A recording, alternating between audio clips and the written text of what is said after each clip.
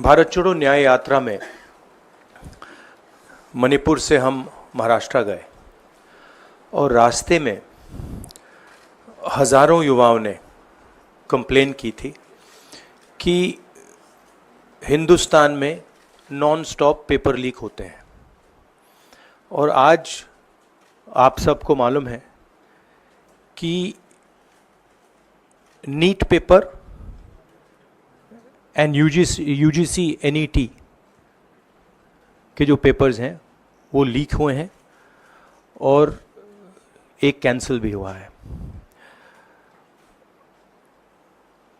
कहा जा रहा था कि नरेंद्र मोदी जी ने यूक्रेन की लड़ाई रोक दी थी। मतलब एक ऑर्डर देके जो रूस और यूक्रेन के बीच में लड़ाई चल रही थी उसको रोक दिया था, ब्रेक लगा दी थी। इजराइल और गाजा के बीच में जो लड़ाई चल रही थी उसको भी नरेंद्र मोदी जी ने रोक दिया था। मगर किसी ना किसी कारण जो हिंदुस्तान में पेपर लीक हो रहे हैं उसको नरेंद्र मोदी रोक नहीं पा रहे हैं या रोकना नहीं चाहते हैं।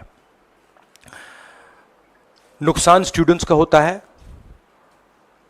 जो हिंदुस्तान के स्टूडेंट्स हैं, मैं जानता हूं कि आप इन एग्जाम्स के लिए महीनों सालों काम करते हो। ये आपका फ्यूचर है और आपके फ्यूचर से खिलवाड़ किया जा रहा है।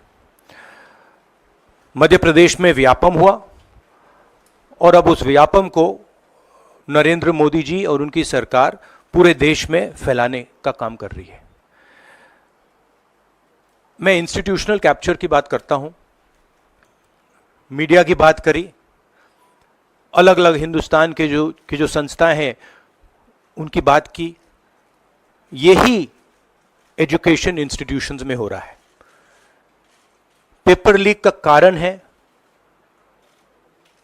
कि सारे के सारे वाइस चांसलर्स, एजुकेशन सिस्टम को बीजेपी के लोगों ने, उनके पेरेंट ऑर्गेनाइजेशन ने कैप्चर कर रखा है। जब तक ये कैप्चर रिवर्स नहीं किया जाएगा तब तक पेपर लीक चलता जाएगा। इस कैप्चर को फैसिलिटेट नरेंद्र मोदी जी ने किया है और ये एक एंटी नेशनल एक्टिविटी है क्योंकि ये देश का भविष्य है और इससे हिंदुस्तान के युवाओं को, स्टूडेंट्स को जबरदस्त चोट पड़ती है। इंक्वायरी चल रही है, एक को आपने कैंसिल कर दिया है, अब पता नहीं दूसरे को कैंसिल किया जाएगा या नहीं किया जाएगा, बट कोई ना कोई तो इसके लिए जिम्मेदार है और उनको एकदम पकड़ा जाना चाहिए और उन पे एक्शन लिया जाना चाहिए।